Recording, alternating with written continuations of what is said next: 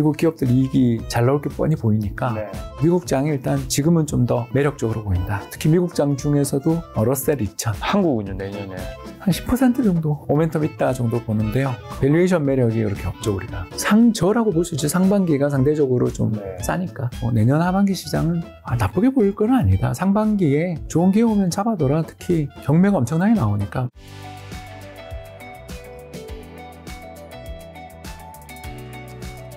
(31년차) 이코노미스트 박사님 이제 올해 다 갔잖아요. 이제 올해도 이제 점검하고 이제 내년 전망을 하기 전에 가장 중요한 이제 며칠 전에 바로 이번 주에 FOMC가 있었잖아요. 맞아요. FOMC의 또 해석이 다 다를 수 있으니까요. FOMC 일단 결과는 어떻게 나왔고 박사님은 그걸 어떻게 좀 해석하시나요? 파월 멘트들. 예, 저는 쇼크였어요. 저는 그렇게 팬 서비스, 립 서비스 해줄 줄 몰랐어요. 왜냐하면 그 직전에 발표됐던 미국 소비자 물가가 내용이 좀 안 좋았어요. 뭐죠? 휘발유 가격 이런 게 많이 빠져가지고 인플레이션율 자체는 3.1까지 떨어졌고 12월에 더 떨어질 것 같은데 2% 볼 것 같아요. 그런데 근원 인플레는 굉장히 또 이게 떨어지고 있거든요. 이렇게 근원 인플레가 떨어지는 이유가 뭐냐 하면 결국은 미국의 집세 물가, 그러니까 주택 가격과 월세 이 둘을 더해서 집세라고 할 수 있는데 이거 미국의 소비자 물가의 한 40% 가까이 되거든요. 근데 이거를 뺀 미국 소비자 물가가 얼마인지 아세요? 1.4%. 그러니까 이걸 거꾸로 이야기하면 얘는 6% 이상 나왔다라는 거죠. 한마디로 말해서 집세 물가는 전혀 잡히지 않는 상태에서 나머지 물가들이 죄다 빠지는 거죠. 그러니까 이 연준 입장에서 인플레를 잡은 것 같긴 한데 뭔가 이거 왜 이러지? 이렇게 생각할 수 있는 정도 데이터인데 그걸 그렇게 또 비둘기파적인, 그죠? 내년에 뭐 금리 인하해 줄 걸 거의 확정하는 듯한 인상하자는 사람은 이제 다 사라지고 이런 것들이 나오는 걸 보고서 이게 또 연준이 뭐 이렇게 이야기해 준 건 참 시장 입장에서는 좋은 일인데 너무 좀 또 빵빠레를 일찍 올린 거 아닌가. 특히 미국의 집세 물가가 반등의 여지도 저는 좀 있다고 보니까 이런 면에서 좀 쇼크였죠. 이 사람들 왜 이러나, 내가 모르는 뭐가 있나, 그런 생각하게 되는 거죠. 지금 그러면 금리 인하 언제부터 어느 정도 있는 거죠? 저는 점도표. 그 예상대로라면 내년에 3번, 4번. 그렇죠. 예, 그러니까 그 후년에 또 5번. 예, 그렇죠. 그래서 한 3%대까지 쭉 내리는 걸로 되어 있는데, 물론 그러면 좋은데, 지금 자기들이 되게 중시한다라는 아무튼 근원 인플레가 4%인데, 저게 2%대까지 떨어지려면 하세월 같아 보이는데, 그렇게 금리를 인하를 팍팍 해줄 것인가에 대해서 저는 좀 의구심을 가지고 있었는데, 아무튼 점도표는 그렇게 나오니까, 지표랑 점도표랑 이번에 좀 다르네?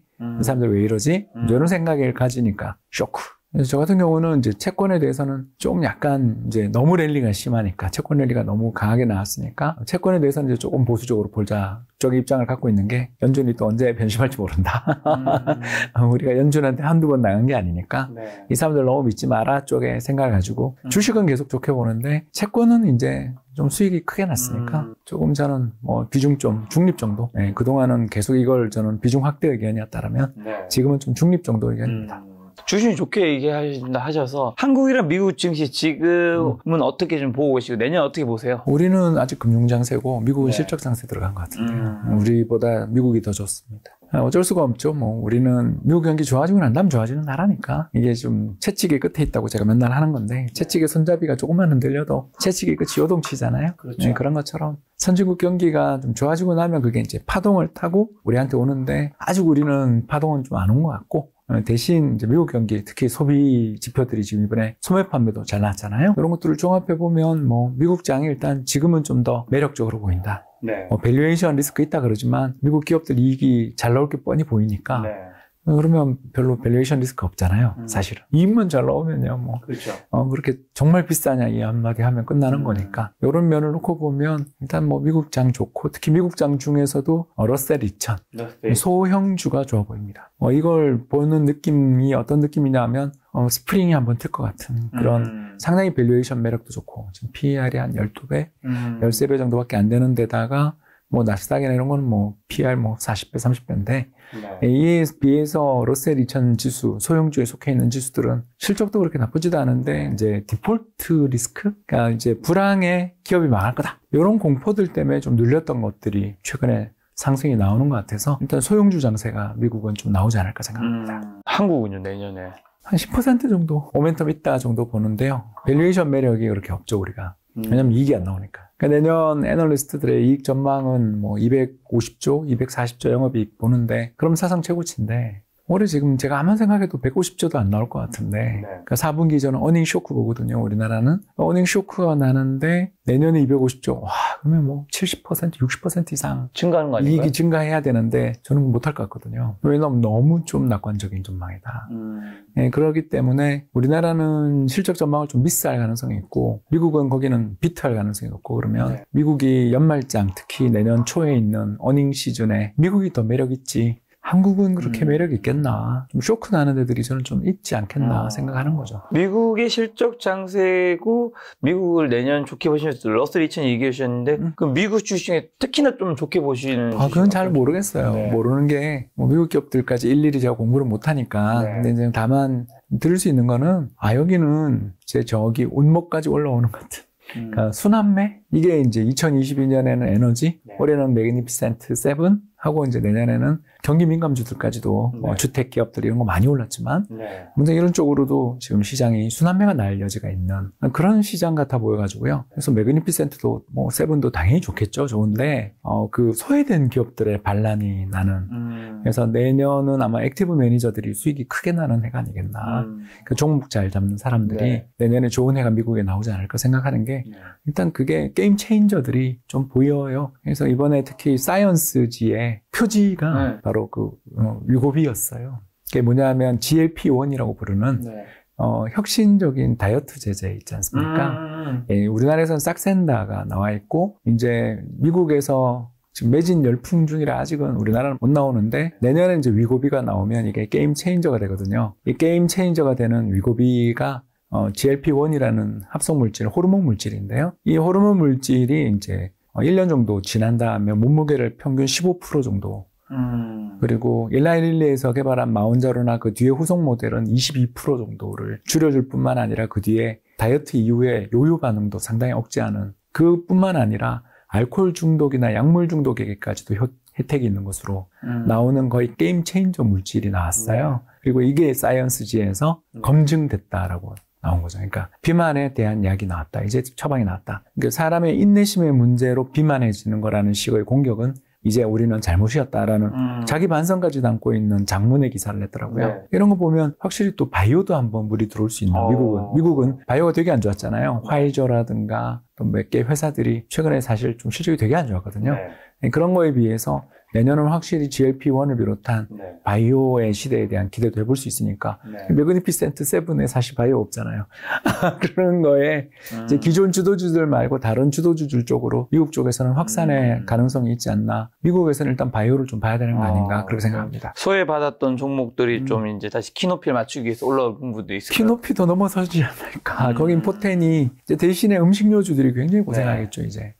왜 그러냐면 이제 담배랑 술 그리고 청량음료를 끊는데도 도움된대요 이게. 왜 여기에 딱 벌써 코카콜라부터 알트리아 그렇지 않습니까? 뭐부터 뭐 필립 모리스 엄청 나오죠 지금. 그러니까 리스트가 지금 제가 뭐 굳이 이야기를 안 해서 그렇지 이런 엄청난 리스트들에 있는 기업들이 이제 이걸 타격받게 되거든요. 그러니까 다이어트에 성공하면서 지나고 봤더니 코카콜라도 끊는다, 펩시도 끊는다라면 또 예를 들어서 맥도날드도 끊는다라면 이게 충격이 클 수 있죠. 그래서 미국 내에서는 그동안 잘 버티고 실적도 좋았던 식음료, 음식료주들보다는 만약 이 흐름이 계속된다면 다른 업종으로의 순환을 생각해 볼 수 있는 것 같아요. 근데 지금 바이오 얘기해 주셨는데 사실 바이오랑 금리랑도 또 관련이 많잖아요. 내년에 금리 인하가 어쨌든 3번 점도표에 따르면 뭐 그거는 5번 정도 예정되어 있으니까 이 금리 인하가 바이오의 그 상승을 좀 도울 수도 있겠네요. 예, 바이오주가 일단 되게 투자를 많이 하거든요. 이것도 성장주에 들어가요. 그러니까요. 예, 그래서 성장주 중에서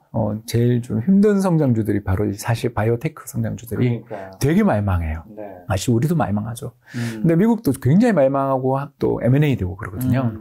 그런 걸 생각하면 금리 좀 떨어지고 정크본드 스프레드 좀 줄면 이것도 함께 테마로 볼 수 있겠네요. 좋은 포인트 같습니다.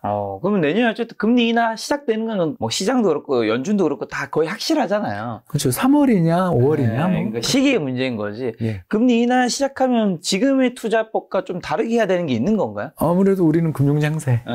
우리나라는 지금 펀더멘탈은 아직은 안 좋으니까 미국보다는 안 좋으니까 우리는 좀 유동성 장세 이런 걸 기대해 볼 수 있는 거죠. 그래서 유동성 장세라는 건 결국 정책 테마 이런 게 있어서 특히 내년 4월에 우리 뭐 머니 트렌드 썼지만 내년 4월 총선 이야기도 하면서 그렇죠. 부동산 관련돼서 어떤 제도 변화들이 나올 것인가 이런 거 이야기도 한 적 있었잖아요. 그런 것처럼 뭐 우리도 그런 쪽에서 생각해 보면 건설 쪽 테마들도 한번 생각해 볼 필요가 있을 거고요.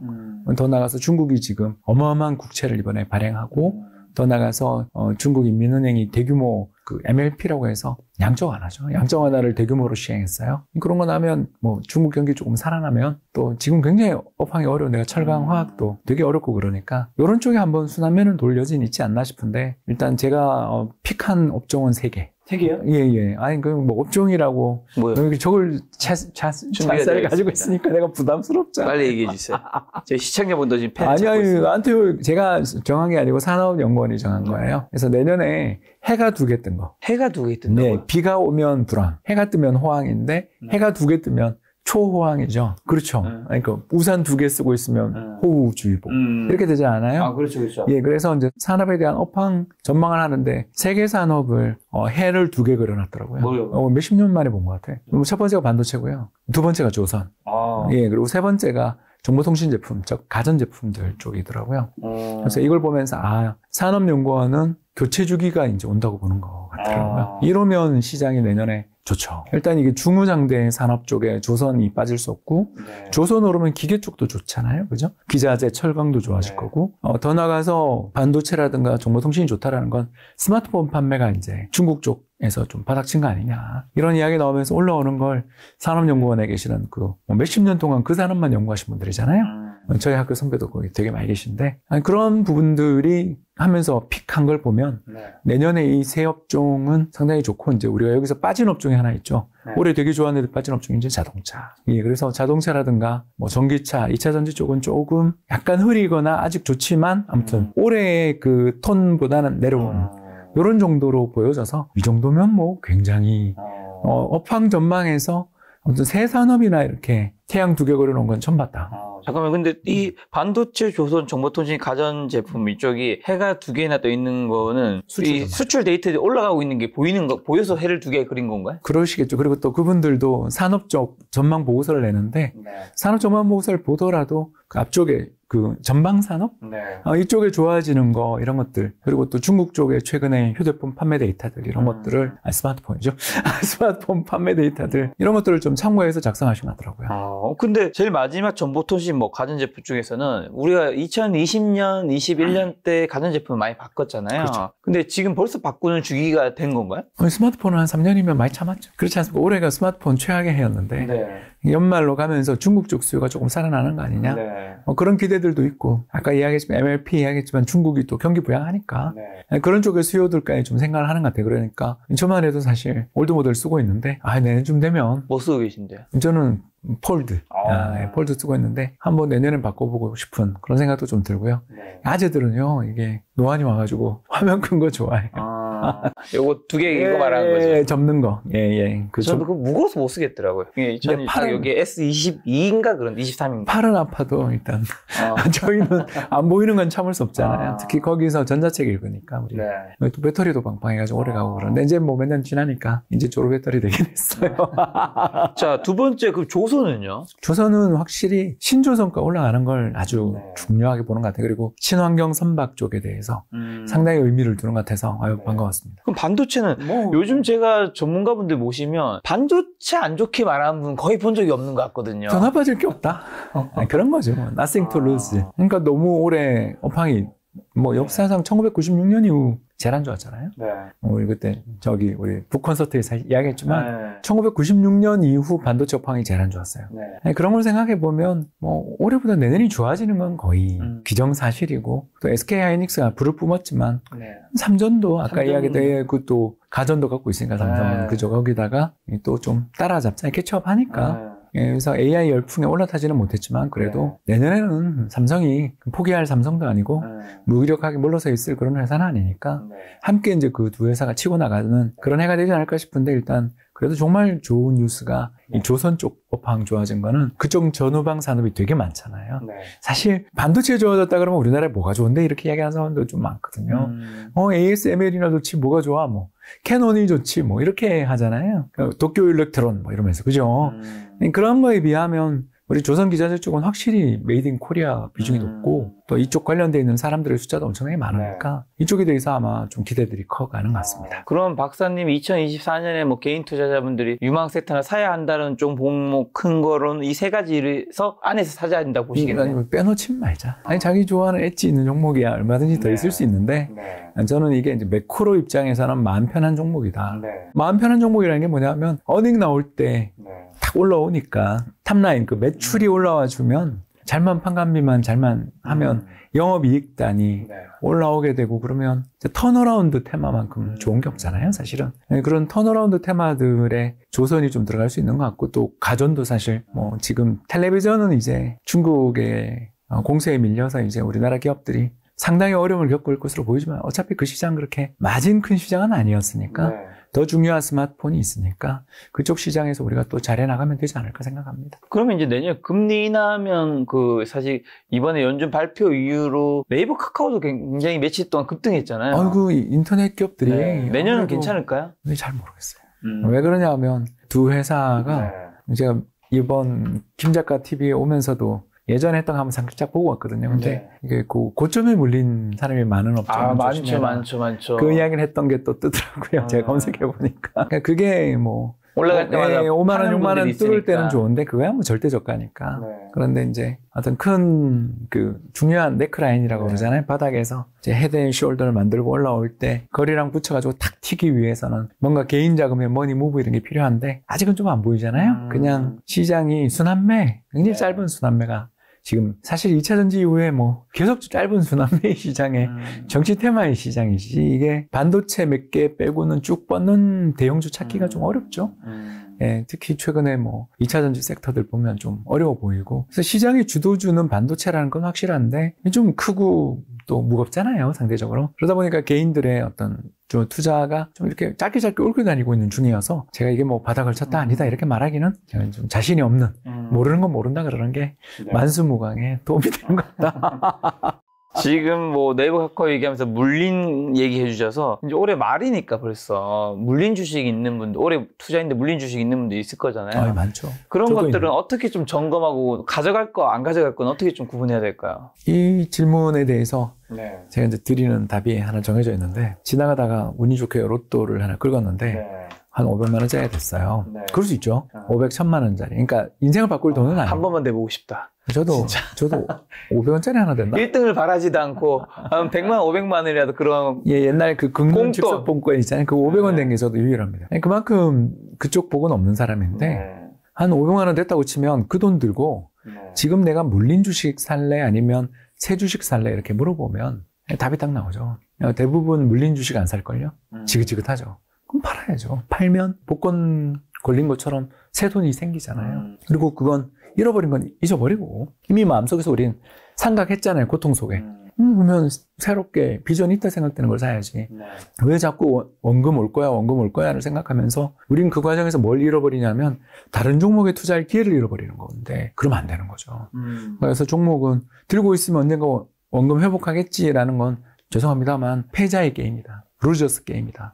왜냐하면 그런 사람이 많을 거거든요. 그럼 어떻게 해요? 반등하면 누군가 마음 바꾼 사람이 털고 그러면 어떤 획기적인 어떤 재료들 갑자기 대선 후보님이 만나주신다든가 그런 모르겠는데 이제 정말 대상홀딩스에 오랫동안 투자하고 있었던 같이 투자하는 친구가 있었는데 단톡방에 오늘 상한가인데 이거 무슨 일 있어요? 하고 막 묻는 거예요. 뭘로 올라간 거죠? 뭐 잘 알면서 한 장관 때문에 올랐잖아요. 그때 그 친구가 왜 오른지를 몰라서 당황해하는 거예요. 이 친구는 기분 좋으시겠다. 대상 땡땡땡을 되게 오래전부터 갖고 있고 좋은 회사라고 갖고 있었대요. 그런데 이번에 그 상한가를 그날 딱 치는 날 자기가 몰라서 답답하니까 하다못해 우리 단톡방에 그래서 야 우리가 알겠냐 종목도 안 하는데 그랬더니 지가 답을 알아서 오더라고요.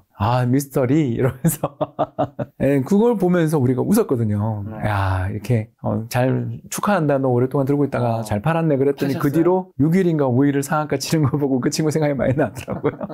6일 상한가 쳤어요? 더 상한가 치지 않았나? 그래서 그 거래 정지되지 않았나? 찾아봐야 되겠다. 검색해보세요. 그까지는 저는 업데이트가 기억나는 게 그래서 신년회 때 그 친구 볼 텐데 그 친구 만나면 꼭 비웃어주려고 너 얼마에 팔았니? 이러면서 그렇게 우리가 모르는 곳에서 뭔가 테마가 나와서 딱 올려주면 그게 제일 좋죠. 또 엄청 많이 오르겠네요. 그날 이후로 계속 상한가 쳤을 겁니다. 그래서 뭐 제가 하고 싶은 이야기는 그런 행운이 따르면 잘 팔면 되지만 그런 행운이 안 올 때까지 기다리는 그 비용도 생각을 하자. 한 6,000원 하는 게 17,000원까지 갔었네요. 3배 났나요?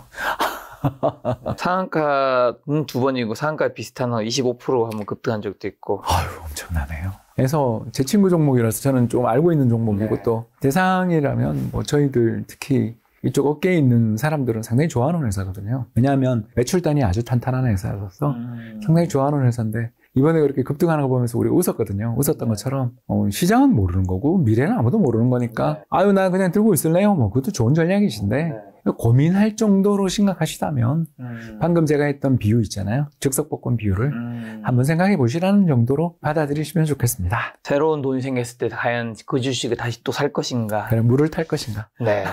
자, 내년에는 은행 예금이랑 채권, 주식, 뭐 금, 달러 이렇게 다양한 자산이 있잖아요.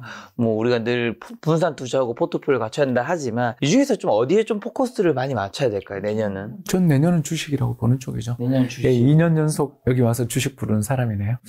작년 연말에도 와서 주식 채권 다 좋아요. 둘 다 사세요 그랬잖아요. 그런 것처럼 지금은 이제 채권은 아니고 채권 금리는 뭐 불과 한 달 보름 사이에 금리가 1%포인트 빠질 줄은 저도 몰랐어요. 그건 저도 틀린 거고요. 저는 연말 좀 되면 채권이 안정될 거다. 이런 정도였지, 뭐, 이렇게 빠질 줄은 몰랐고요. 그래서, 주식이 아직은 좀 매력있다. 그래서 아까도 말씀드린 것처럼, 미국 주식은 소형주 위주로, 그리고 우리나라 주식은 이렇게 유동성장 한번 오면, 이게 유동성이 확 들어올 때는요, 되게 무거운 주식도 오르거든요. 그래서 아까 이야기했던 3대 섹터들 또는 그와 연관되어 있는 섹터들, 그리고 또 내년 4월에 어떤 정부 정책들이나 이런 거에 따라서는 또 뭐 건설 섹터들도 정말 오래간만에 빛이 실제로 좀 꽤 올랐어요. 그래서 건자재값 오른 걸 다 이 분양가에 반영을 하니까. 그래서 요런 쪽에서 찾아보시면 저는 올인은 하지 마시고요, 제발. 근데 이제 요 종목들도 한번 관심을 가져보자. 이렇게 권하고 싶습니다. 2024년에 그럼 원달러 환율은 좀 어떻게 될까요? 좀 내리지 않겠냐고 보는 거죠. 왜냐하면 미 연준이 금리를 5.5까지 올리면서 우리가 이번에 한번 다시 1360원까지 갔잖아요. 그런 거의 충격은 이제 좀 진정되지 않겠나. 그리고 두 번째, 중국이 일단 성공할지 안 할지 우리가 아무도 모르지만 연말 연시에 지금 돈을 뿌리기 시작한 건 확연하니까 중국이 저런 규모로 대규모로 돈을 뿌리면 한 6개월은 가더라. 그러면 중국 쪽에서 쇼크, 그러니까 위에나가 갑자기 막 절하되고 중국에서 한머니가 유출되면서 막 나라 망한다 이런 거는 작년 여름에 한 번 있었잖아요. 그런 거 같은 충격이 오면 우리도 큰일 나는데 그것만 안 오면 환율은 일단 엔도 요새 강세고 좀 같이 살살살살 흘러내리지 않겠냐. 그래서 연말 환율은 저는 1230원 정도 보고 있습니다. 내년 연말? 예, 그렇죠. 올해 연말이 지금 1290원인가 그렇죠. 그러니까 한 6, 70원 정도 떨어진다고 보는 거죠. 내년에는 미국의 11월인가요? 대선이 있죠. 그래서 대선이 있는 해는 증시가 좀 좋은 편인가요? 좋은 해가 많아요. 이게 왜 그러냐면 미 대선은 두 가지로 나눠야 되는데 새로운 후보들끼리 붙는 선거가 하나 있고 현직 대통령과 새로 붙는 후보가 있는데 현직 대통령이 이렇게 출마해서 나오는 선거는 꽤 시장이 좋은 편이에요. 왜 그러냐면 아무래도 현직이 거의 이기기 때문이고요. 그래서 현직이 이기면 정책의 어떤 연속성상 그런 것도 있는 뿐만 아니라 또 그 선거에 있는 해에 시장이 좀 어떻게 보면 기대도 있고 뭐 특히 그 경기 부양의 어떤 의지들이 좀 부각되는 경우들이 종종 있으니까 실제로 내년에 금리 인하해주네요 진짜. 그죠? 파월은 트럼프가 임명했는데 바이든한테 선물을 주고 있는 것 같습니다. 그래서 뭐 이렇게 저렇게 보면 일단 그 주식 시장에서의 주가 흐름만 보면 바이든 승리를 점쳐볼 수 있는 흐름이에요. 그러니까 선거 직전 해 성장률과 주가가 되게 중요해요. 이런 거 들어보신 적 있죠? 그죠? 사람들의 센티멘트 심리는 체감 경기는요 후행해요. 그래서 작년에 안 좋았던 기억을 갖고 올해를 계속 보고요. 그렇기 때문에 올해가 이제 집권 3년 차인데 3년차 성장률이 지금 제일 좋잖아요. 그러니까 바이든 입장에서는 이제 호기를 맞았으니까 여론조사에서는 어차피 지고 있는 건 아니까 지속적으로 좀 이렇게 뭔가를 띄우려고 들고 그게 시장에는 호재로 작용하지 않을까 생각하는 거죠. 근데 생각해보니까 지금 현직이 이제 바이든이고 전직이 트럼프잖아요. 전직 트럼프가 이제 다시 나오는 거잖아요. 이렇게 된 케이스들이 많았나요? 21대인가 22대 대통령 때 선거도 한번 있었고 클리블랜드인가? 글로버인가 모르겠다. 그 이름이 제가 왜 그쪽 계열이거든요, 사람들이. 그때 한두 번 있었습니다. 보통 저도 뭐 미국사 현직과 전직 어째 둘 다 대통령인 거잖아요. 그거는 잘 모르겠는데 전직 대통령이 지고 다시 출마해서 된 경우는 확실히 있습니다. 그게 그로버인지 클리블랜드인지는 이제 밑에 쭉 나오겠죠. 위키에 검색하면 다 나올 텐데 네. 재밌는 선거들이 과거에 미국에 굉장히 많았어요. 아무래도 근데 또 한국은 중국 경제 영향도 받을 텐데 내년 중국 괜찮을까요? 상반기는 뭐 좀 회복될 것 같은데 지속성은 모르겠다. 이제 이렇게 되는 게 중국 소비 심리가 진짜 죽은 것 같아요. 이게 이제 제가 얼마 전에 이코노미스트 특집 기사를 한번 봤는데 되게 부자죠. 20억 정도 돈을 들여서 상해에 있는 특급 아파트를 샀는데 거기는 살 때 계약금을 70%씩 넣는데요. 계약금이요? 예, 그러니까 그 규제 때문에 그런 거죠. 그래서 돈을 다 넣어놓고 집을 짓기 시작한다는 거예요. 근데 이제 건설회사가 이제 문제가 생긴 거죠.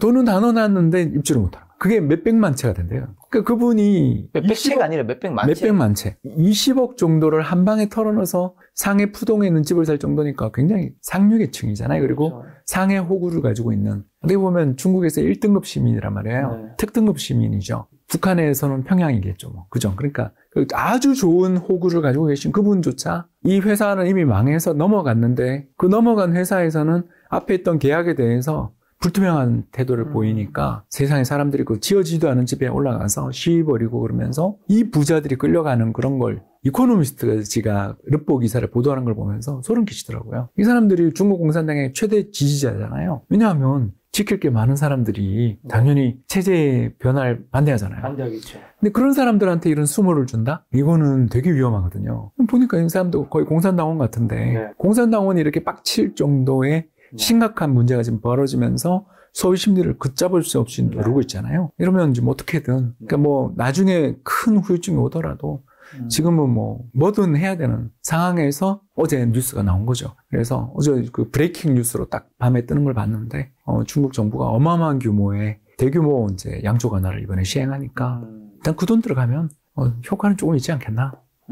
그렇게 보는 거죠. 자, 올해 이제 한국 경제 성장률은 어느 정도로 정리될 것 같고, 내년은 어떻게 될까요? 올해는 한 1.8, 1.9 정도. 저는 네. 상당히 높게 보는 쪽이죠. 왜냐하면 뭐, 다른 OECD나 수많은 국가들 성장률 전망이 올해 1.4 보는데, 네. 저는 그보다 높을 것 같아요. 상당히 높을 것 같고요. 왜 그러냐면, 1분기부터 3분기까지 우리나라 누적 성장률이 1.5가 나왔어요. 1.5. 그러니까 1분기부터 3분기까지. 그러면 4분기 성장률이 2 이상 나와야 된다는 얘기 아니에요? 네, 그 정도는 나올 것 같아요. 왜냐하면 4분기에 우리나라 무역흑자 나는 거 보셨죠? 그러니까 GDP에는 무역흑자가 순수출이 영향을 미치거든요. 네네. 아시죠? 그래서 우리나라 지금 무역흑자가 지금부터 1년을 딱 끊으면 1,000억 불 이상 흑자 날 분위기잖아요. 그러니까 우리나라 외환위기 난다는 사람들이 참 정말 우리나라 이런 걸 안 봐요. 데이터 안 보고 스토리텔링 하시는 분들이 많죠.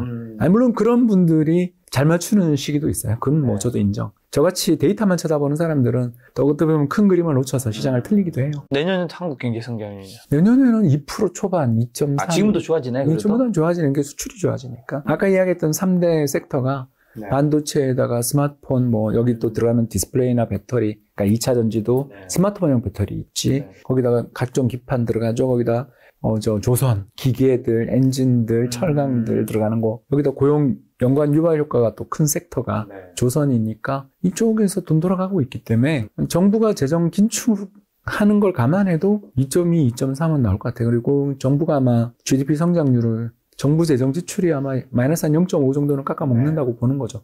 그 정부 재정 지출만 정상화됐다면 사실 내년 성장률 한 3%도 볼 수 있는 성장률인데 이번 중 국회에 아직 심의 중인 내년 예산안이 극도로 긴축적인 예산안이기 때문에 네. 거의 내년에는 정부가 또 올해처럼 성장률을 한 0.5 정도는 깎아먹는다고 생각하고 2.2, 2.3 사이 봅니다. 그러면 한국 증시는 한국 수출이랑 좀 연관되니까 내년은 올해보다 낫겠네요. 올해보다 낫죠. 그러니까 작년보다 올해가 낫고 올해보다 내년이 나아요. 이게 펀더멘탈상은 그런데 화끈한 맛이 없다. 이게 좀 제가 이제 걱정을 좀 하는 게 우리나라의 수출이 잘 되려면 그러니까 선진국 블록도 잘 되고 신흥국 블록도 잘 되고 이럴 때가 우리가 딱 좋은데 지금 선진국 블록은 뭐 유럽 수출도 괜찮고 미국 수출은 뭐 엄청나게 잘 나가고 캐나다 향도 좋고 그러잖아요. 그런데 중국과 아세안 쪽 수출, 중동 수출은 사실은 좀 비리비리하지 않습니까? 뭐 아시아에서는 대인도 수출만 좀 잘하고 있지 나머지는 꽝이거든요. 그러니까 이런 걸 보면 우리 경제가 갈아타기는 해야 되는데 중국 중심의 경제에서 이제는 좀 선진국 중심으로 다시 무게를 옮겨야 되는데 쉽지 않은 거죠. 우리가 왜냐하면 거기 진출해 있는 기업들이 너무 많으니까 그동안 30년 동안 쌓아놓은 네트워크가 너무 잘 만들어져 있다 보니까 그걸 잘 못 빼다 보니까 올해 이렇게 힘들었고 내년도 사실 수출이 막 20%씩 증가해요. 이렇게 말 못하는 게 잘해봐야 플러스 10% 아니겠나 저는 그렇게 보는 게. 그러니까 우리나라 성장률이 그거밖에 안 나오죠. 이렇게 보는 이유가 결국은 이 세 섹터 중에 조선도 친환경 선박으로 인한 어떤 유럽향, 그죠? 유럽의 해운 선사들 향 수출을 또는 LNG 추진 화물선 이런 걸 보는 거지. 중국 향으로 뭔가 조금 살아나지 않겠냐라고 기대한 건 아까 스마트폰 정도밖에 없는 거죠. 자, 마지막 부동산만 여쭤보려고 하는데요. 서울 아파트가 지난해 5월부터 가격 하락세, 올해 2월부터 가격 회복했는데 최근에는 또 굉장히 많은 변곡들이 있더라고요. 최근 9월에서 11월 부동산 어떤 상황이고 지금 이제 상승과 또 하락 얘기하시면 또 팽팽하더라고요. 어떻게 보세요, 이 상황? 네, 금리 앞에 장사 없다. 그래서 특례 보금자리론이 한 40조 했나요? 그래서 그 어마어마한 돈들이 6월 정도, 7월 정도로 끝났잖아요. 그러면서 대출금리가 다시 오르기 시작하니까 바로 그때 8월을 고점으로 해서 지금 실거래가 통계들이 이제 10월, 11월 나와봐야 알겠지만 일단 지표는 꺾였어요. 꺾이고 있죠. 네, 그렇기 때문에 제 생각에는 금리 올라가면서 특히 가중평균 금리들이 대출금리들이 좀 뚝뚝 올라가고 있다 보니까 연말까지는 좀 안 좋고 심지어 내년 초 정도도 사실은 좀 조정은 있을 수 있는데 우리 한국은행도 저는 미 연준 따라 금리 인하를 보는 쪽이니까 그렇죠. 예, 그러면 뭐 내년 연말 저는 한국은행 정책금리 3% 보거든요. 2번이나 보는데 그 정도면 대출금리 지금 다시 급등했던 것들도 내년 상반기를 고비로 해서는 또 안정되면 내년 하반기 또 부동산은 좀 괜찮지 않냐? 그렇게 보는 거죠. 그래서 상반기까지는 뭐 연초까지는 사실 선거도 있고 뭐 남아있는 호재라고는 그밖에 없잖아요. 신생아 보금자리론, 신생아 특례 대출 뭐 그게 제일 27조나 되니까 올해 상반기에던 특례 보금자리론만은 아니어도 그 돈으로 좀 돈 풀어주는 효과는 있어서 폭락은 안 하겠죠. 하지만 하락은 좀 할 거라 보시는 거예요. 왜냐하면 매기가 없어요, 지금. 일단 가격이 제가 맨날 좋아하는 KB 선도 아파트 50단지 보면 다 그 직전 2021년 9, 10, 11월에 찍었던 가격 대비 거의 한 90%, 85%까지 다 회복해버려서 싸지 않아요, 일단. 서울의 핵심 지역 아파트는. 싸지 않은데 금리가 올라버리니까. 재미가 없죠. 저도 솔직히 지금 사라고는 말 못하는 그런 가격 레벨에 올라와 있는 단지들이 50개 단지 중에 거의 한 3, 40개는 그 정도 가격이에요. 그러니까 전 고점 근처의 가격이에요. 이런 거 보면 와, 우리나라 부동산 시장 진짜 돈 많은 사람들이 좋아하는 곳이다. 여기는 그러니까 좀 빠지면 부자들이 바로 투자하는 곳이다. 그래서 이제 올려놓고 나니까 이제 나도 사야지 하시는 분들 입장에서는 허탈감 느끼고 그리고 또 올해 2월에 찍었던 그 가격들이 어른어른 거리는데 그거보다 몇 억씩 더 주고 사긴 싫으니까 대기 수요는 있는 것 같은데 없고 그러니까 전세값만 올라가는. 그래서 전세가가 계속 올라가고 있는 중이니까 뭐 이런 장세는 결국 전세가가 하단을 만들어주니 시장이 좀 이렇게 실거래가는 조금씩 흘러내리다 밑에 지지하면서 올라오는 전세가의 어떤 레벨에서 대충 돌아설 텐데 그 모멘텀은 금리가 준다. 이렇게 보는 거죠. 그럼 박사님은 지금 내년 부동산은 상저하고를 보는 건가요? 먼저 뭐 상저라고 볼 수 있죠. 상반기가 상대적으로 좀 싸니까. 지금 떨어지는 추세는 일단 겨울방학까지는 갈 것 같아요. 겨울방학이 굉장히 많이 이사를 많이 가야 되는 상황이라서 지금 거래가 되게 많아야 되는데 좀 분위기는 안 좋아요. 하고는 어느 정도 보시는 건데? 하고는 그래도 여름부터는 좋아지지 않을까 생각하면 아까 이야기했었던 그 핵심 산업들이 돈을 뿌릴 거 아니에요. 뭐 울산도 사실 저렇게 나빠질 상황은 아니니까. 그리고 부산도 조선소들 있고 거제 쪽 이쪽에서 조금씩 살아나는 맥이 보이고 서울에서는 또 테크 기업들 아까 반도체 좋아진다 그러면 경부선 라인들 타고 이제 조금씩 뭐랄까요 서울 강남 핵심 지역만 좋았던 시장이 조금 온기가 내년에는 퍼져나가는 시장이 아니겠나. 그렇다고 해서 전고점 돌파는 힘들 것 같은데요.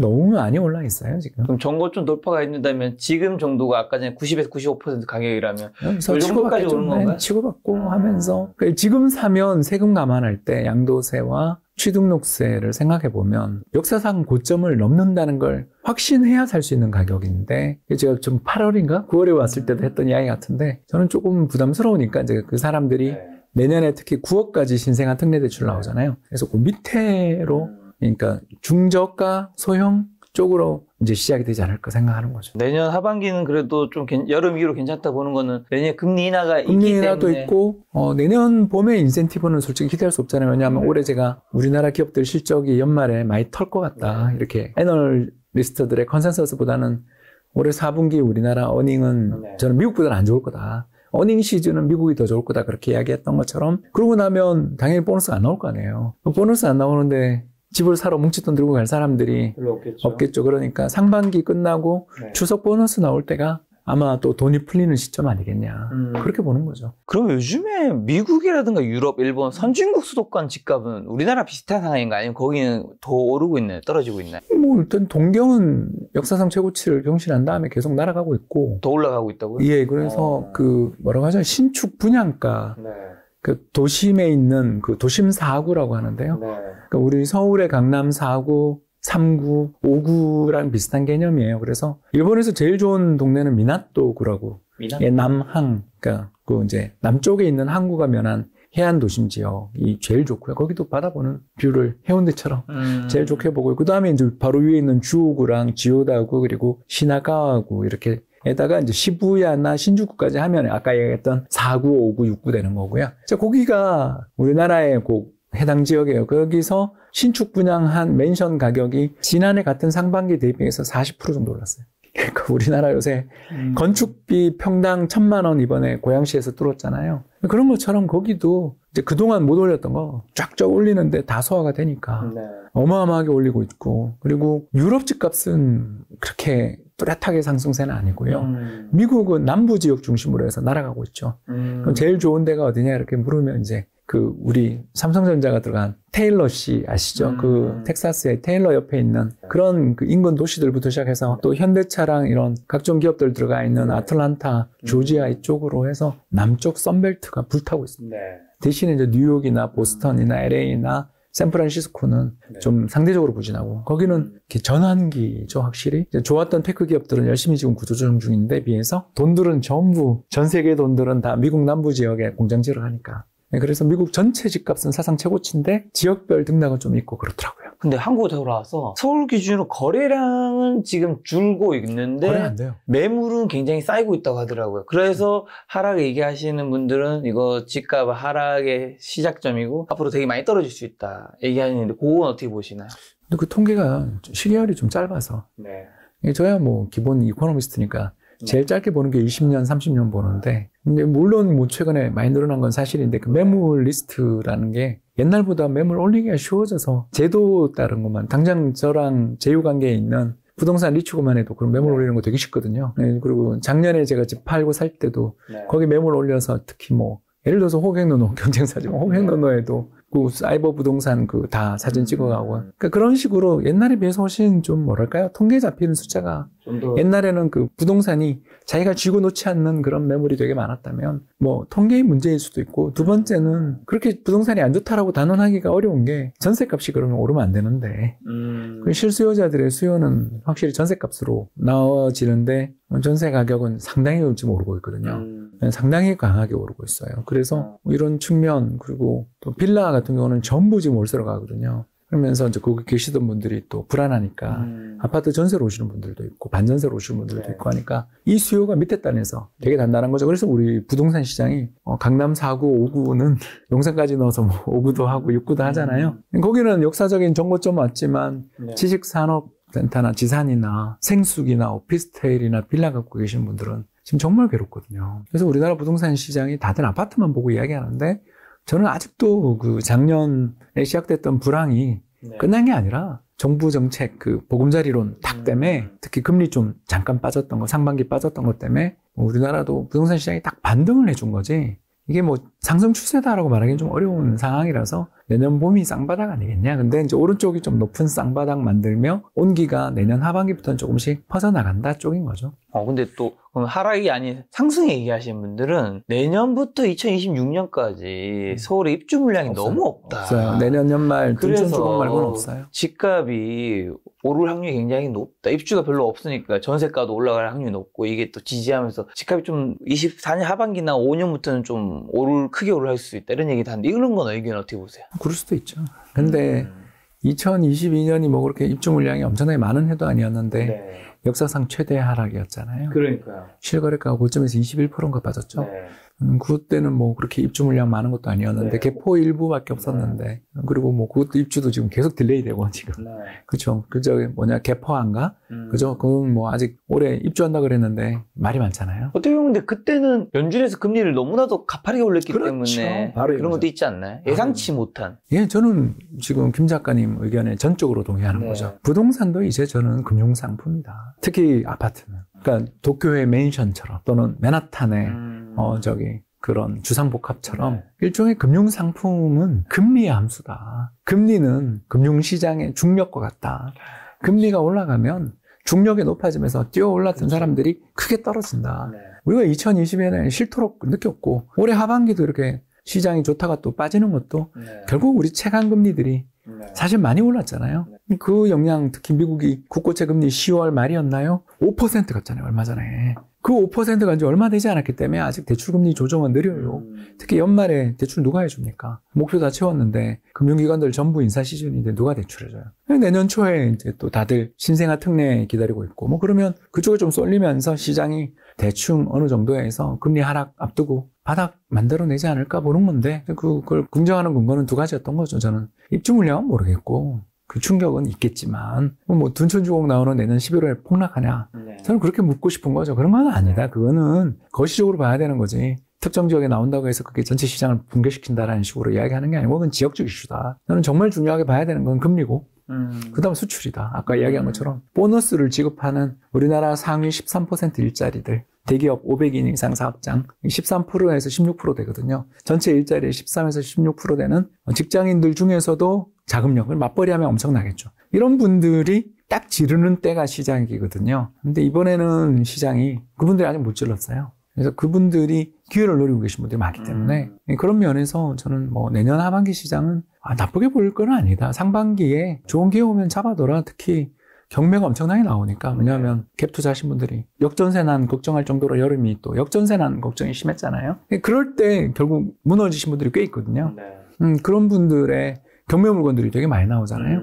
그래서 실수요자 입장에서는 경매, 그리고 두 번째는 9억 이하의 중저가 아파트들의 어떤 대기하고 있다가 호가 좋은 거 나오면 잡을 준비를 해놓으시는 것도 괜찮지 않나? 그렇게 보는 거죠. 지금 잡을 준비해 주셔서 좀 이제 많은 분들이 기다리시는 그럼 내 집 마련 지금 언제 해야 되는지 여쭤보려고 하는데 박사님은 이번에 집값이 하락했을 때 제가 기억하기로는 굉장히 서울에서 좀 좋은 입지에 굉장히 좀 저점 근처에서 사셨잖아요. 아유, 우리 집들이 와놓고 저래. 근데 어쨌든 그 이후로 이제 집값이 굉장히 많이 반등을 했는데 그럼 이제 이 집값이 그때 사신 분들은 사실 굉장히 좋겠지만 놓치신 분들은 지금 집값이 전혀 비싸니까 못 사잖아요. 그럼 다음에 또 떨어진 게 영원히 떨어진 게 아니라 또 다시 오를 테니까 사야 될 텐데 이거 어떤 걸 기준점을 갖고 사야 될까요? 이게 이제 두 부류가 계시잖아요. 첫 번째는 좀 돈은 있는데 갈아타고 싶으신 분들한테 제가 말씀드리고 싶은 1주택자분들 1주택인데 이제 저는 다주택자분들한테는 이 방송은 별로 의미 없다고 보는 게 그분은 저보다 잘해요. 그죠? 우리보다 잘하는 분들이라서 진짜 프로 중에 프로들을 저는 프리즘 투자자문 창업한 다음에 고객들 만남을 굉장히 많이 가져야 영업이 되니까 많이 만나는데 우리나라 찐 부동산 부자들을 제가 정말 많이 만나거든요. 그런 분들 만나면서 이야기 들으면서 이렇게 투자가 가능하구나 싶을 정도로 잘하시는 분들을 하도 많이 봐가지고 다주택자들 앞에서는 제가 꼼짝도 못하는 초보에 불과하고요. 우리 비슷한 1주택자, 저도 1주택자니까 1주택자 입장에서 아까 제가 잠깐 이야기했었던 KB 부동산 50단지를 타겟으로 좀 삼으시는 게 어떠냐. 왜 이 단지를 제가 타겟으로 감히 말씀을 드리냐면 이게 저는 한번 큰 불황을 이번에 이제 겪고 지금도 불황 중인데 이 불황 중에 여러분들 많이 느끼시지 않으셨어요? 금매로 내놓으면 나가는 단지가 있고요. 금매를 내놨는데 아무도 안 오는 단지가 있어요. 자, 두 단지 중에 누가 회복 시에 빠르게 오를까요? 금방 답이 다 나왔죠. 즉 비슷한 평면이 많고 대단지이고 기왕이면 준신축 10년에서 한 15년 정도가 신축은 너무 적으니까 신축은 너무 없어요. 이제 마레프도 준신축인데 그렇잖아요. 그러니까 준신축까지 제가 약간 확대한 거죠. 그래서 이 정도 되는 단지들이 그 KB 선도 아파트 50에 있거든요. 거기 있는 단지들 중에서 이렇게 가격대를 보고 계시다가 그 단지에 내가 조금만 더 레버리지를 하면 된다 싶을 때 잡고 파세요. 팔 때는 급매물로 더 싸게. 왜? 이번에 느끼시지 않으셨어요? 정말 거래가 0이었죠. 그죠?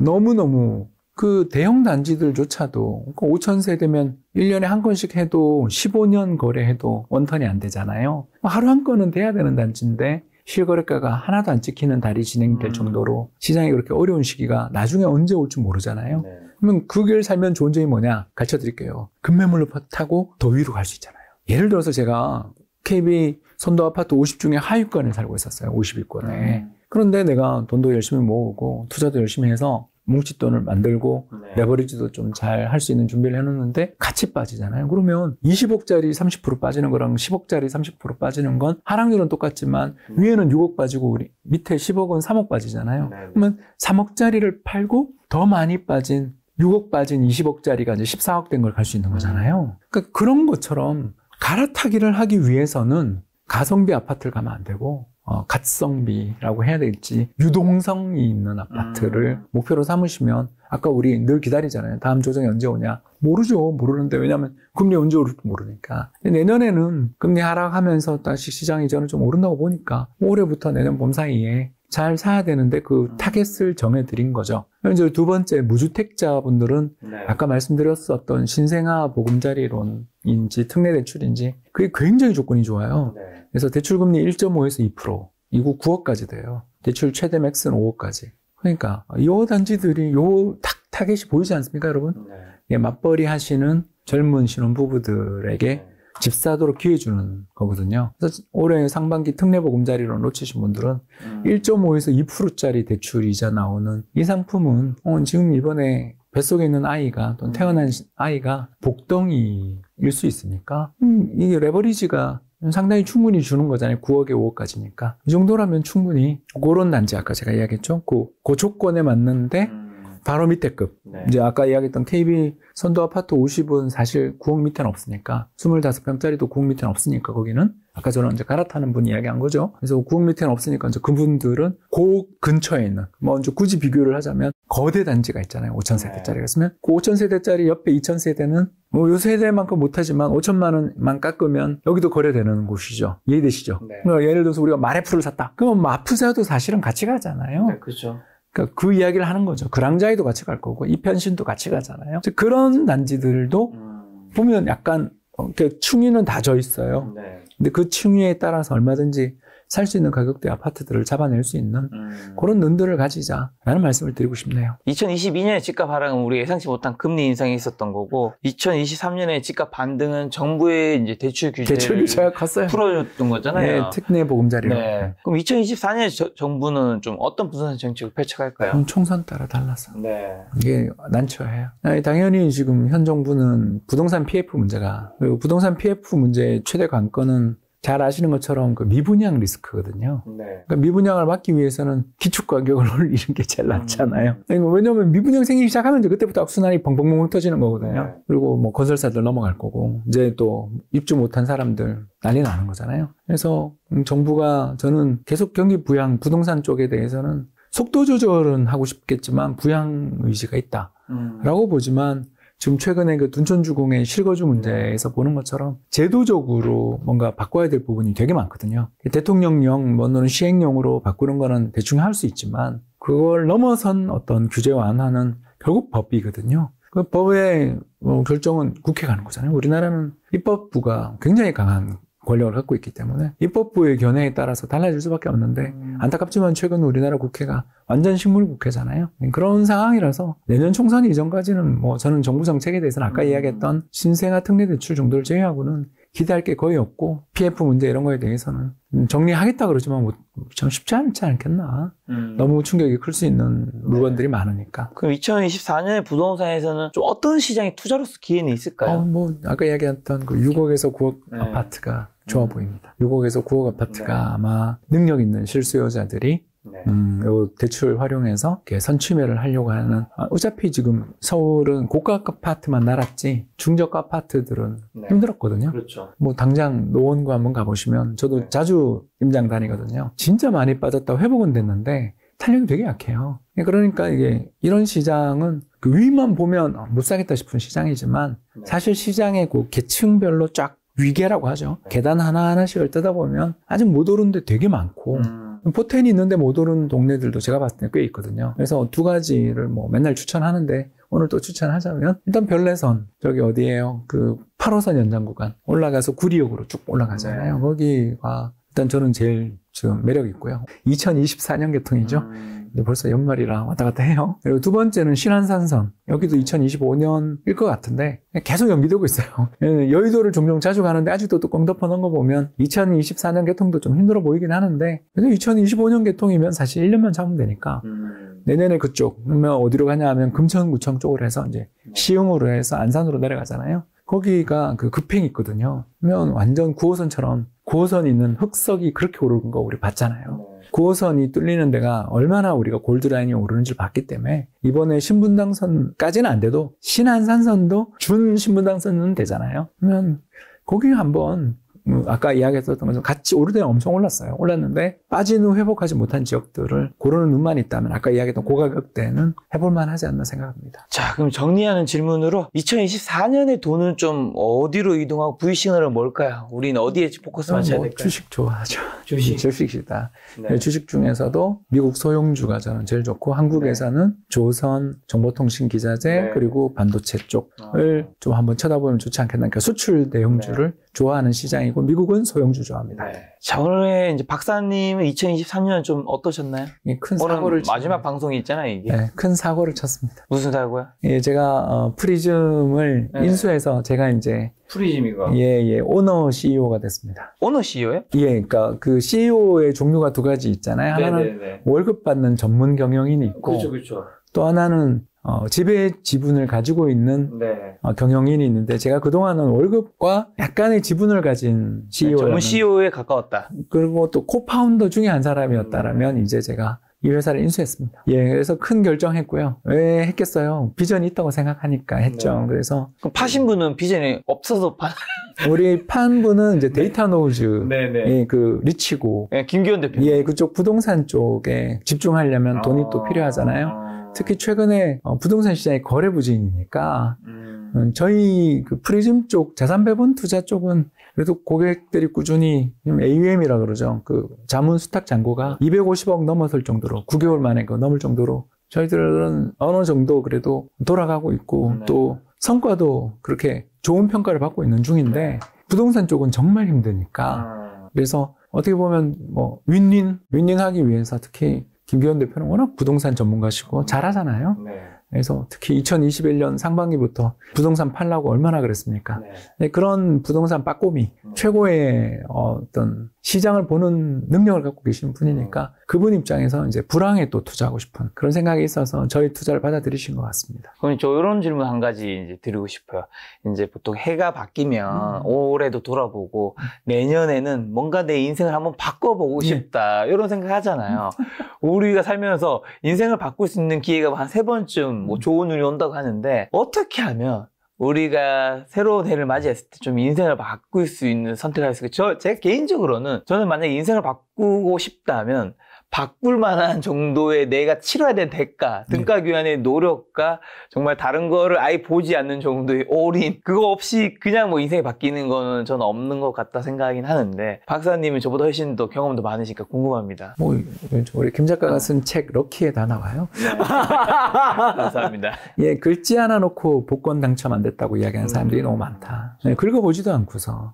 그래서 저는 프리즘 자산 투자 자문이 긁어볼 만한 굉장히 확률 높은 그렇죠. 이번에 선택을 하신 거죠. 그렇죠. 뭔가를 거신 거죠. 건 거죠. 작년에는 집을 샀고 올해는 딱 1년 만에 회사를 샀네요. 그래서 이것에서 보는 것처럼 여러분들 기회는 50 넘어도 오더라고요. 이게 언제 올지를 모르니까 계속 긁고 또 긁을 준비가 돼 있는 분들한테 오지 않냐. 그래서 행운의 여신은 앞머리는 긴데 뒷머리는 대머리라 그러잖아요. 지나간다면 잡을 수 없어요. 그래서 오기 위해 저기서 달려오고 있는 긴 머리가 뛰어올 때 그걸 잡을 수 있는 준비 그리고 잡기 위한 시도들은 그건 필요하지 않냐. 그리고 그 책은 우리 김 작가가 쓴 책에 잘 나옵니다. 그 책 되게 좋은 책이에요. 많은 시청자분들이 내년에는 그 좋은 운을 만나서 좋은 선택을 하셔서 대박이 나셨으면 좋겠고 오늘 밤 복권 한번 끊는 것도 괜찮을 것 같다는 생각 들었습니다. 박사님과는 또 2024년의 시간 마련하도록 하겠습니다. 오늘 만나볼 손님은 홍시욱 박사님이었습니다. 지금까지 여러분 소중한 시간 함께 해주셔서 정말 감사합니다. 오늘도 김 작가였습니다. 고생 많으셨습니다. 감사합니다.